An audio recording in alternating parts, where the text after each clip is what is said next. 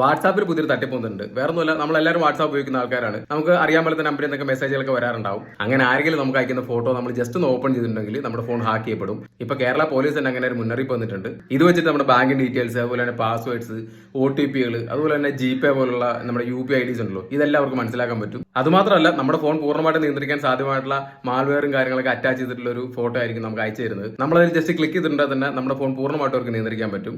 ഇതിൽ നമുക്ക് എന്തെങ്കിലും ചെയ്യാൻ പറ്റുന്നത്, നമുക്ക് അറിയാൻ മേലാത്ത ആരെങ്കിലും അയക്കുന്ന ഫോട്ടോസും കാര്യങ്ങളൊന്നും ഡൗൺലോഡ് ചെയ്യാതിരിക്കുക എന്നുള്ളതാണ്. അതുപോലെ തന്നെ നമ്മൾ ഇഷ്ടംപോലെ ഗ്രൂപ്പുകൾ അംഗങ്ങളായിരിക്കും. ഇതിലൊക്കെ വരുന്ന അനാവശ്യമായിട്ട് ഫോട്ടോസും കാര്യങ്ങളൊക്കെ നമ്മുടെ ഫോണിൽ ഡൗൺലോഡ് ചെയ്യാതിരിക്കുക എന്നുള്ളതാണ് നമുക്ക് ചെയ്യാൻ പറ്റുന്നത്. നിങ്ങൾ ചെയ്യേണ്ട കാര്യം ഇത്രേ ഉള്ളൂ. വാട്സാപ്പിന്റെ സെറ്റിംഗ്സിൽ പോവുക, സ്റ്റോറേജ് ആൻഡ് ഡാറ്റ എടുക്കുക, അതിനകത്ത് മാനേജ് സ്റ്റോറേജ് ആൻഡ് ഡാറ്റ എടുക്കുക.